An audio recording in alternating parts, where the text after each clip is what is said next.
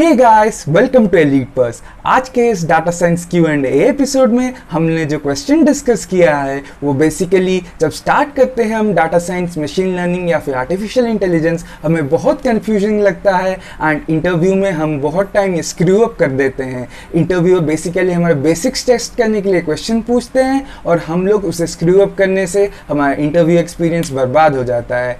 And above all, इस question को कैसे 3 वे में आंसर करना है मैंने डिस्कस किया हुआ है। एंड गूगली को डरना नहीं है, इंटरव्यूअर को टैकल कैसे करना है। And above all, a huge shout out to Anvesha Mahanti for sharing her insights of her interview experience, and also you can get these notes from my LinkedIn account. Thank you. Let's start, guys.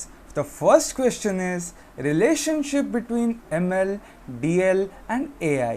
तो आपके मन में ये question आया होगा और interviewer ये basic question सबको पूछते हैं टू टेस्ट करने के लिए। सिर्फ कोर्स करके सर्टिफिकेशन लिखने के लिए आपने ये पढ़ा था या रियल लाइफ में इसको काम में लाने के लिए पढ़ा था? तो ये बेसिक क्वेश्चन सबको पूछा जाता है। तो इसका आंसर क्या होगा?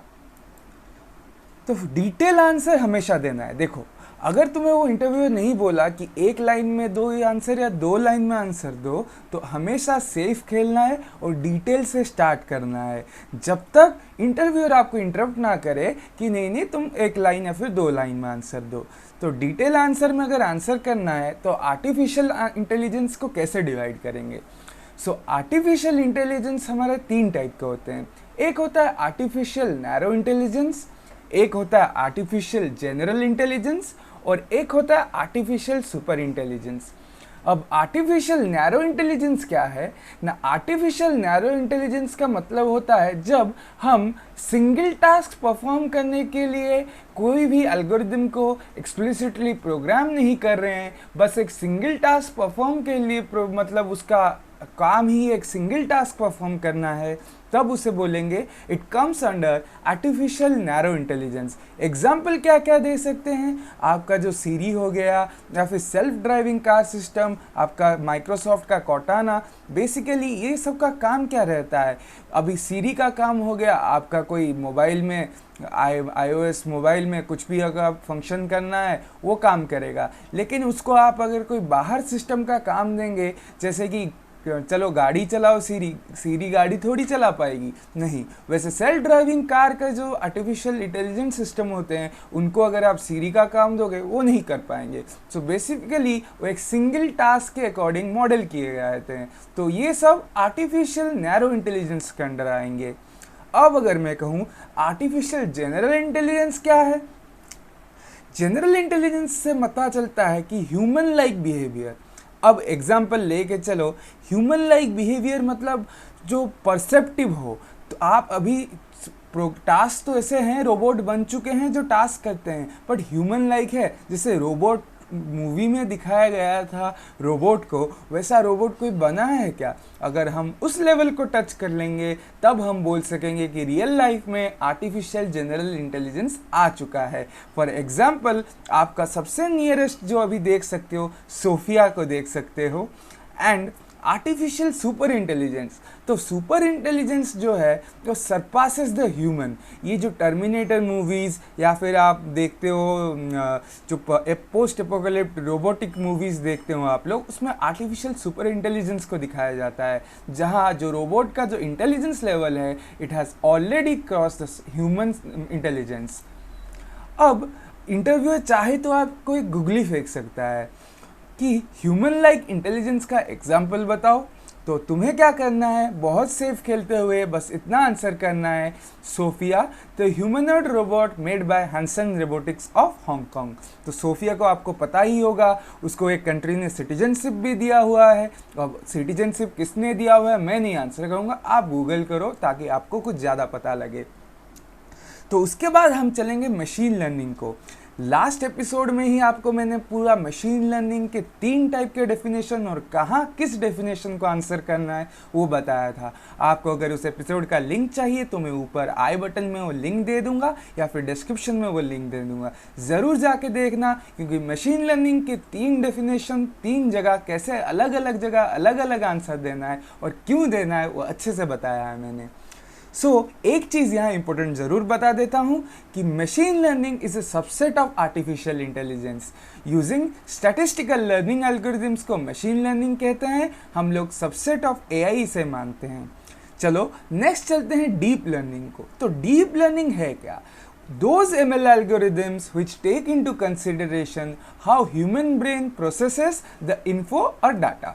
हमारा ह्यूमन ब्रेन किस तरह डाटा को फिल्टर आउट करता है या इंफॉर्मेशन गेन करता है डाटा से, उस मॉडल को कंसिडरेशन में लेते हुए जो ML एल्गोरिदम डिज़ाइन किए गए उनको फील्ड को कहा गया डीप लर्निंग। तो डीप लर्निंग के कुछ एग्जाम्पल आपको पता ही होंगे, जैसे artificial neural networks, convolutional neural networks, recurrent neural networks. आपको अब सपोज इंटरव्यूअर ने और एक गूगली क्वेश्चन मार के तुम्हें बोला कि एक लाइन या फिर 2 लाइन में आंसर करो और answer to someone who has less knowledge of AI, then you have to answer in such a way that वो कन्विंस हो जाए कि तुम किसी लेमैन को भी सिखा सकते हो artificial intelligence. And the answer would be that AI is the superset of ML, ML is the superset of deep learning. मतलब डीप लर्निंग ML के अंदर आता है और ML किसके अंदर आता है? Artificial intelligence. सो इतने में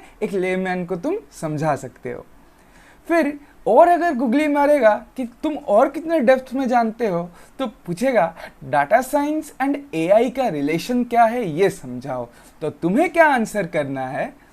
Now, data science is not compulsory computer and algorithm centric। मतलब क्या है कि डाटा साइंस में बस एल्गोरिदम और ये कंप्यूटेशन पावर ये सब बस नहीं आता।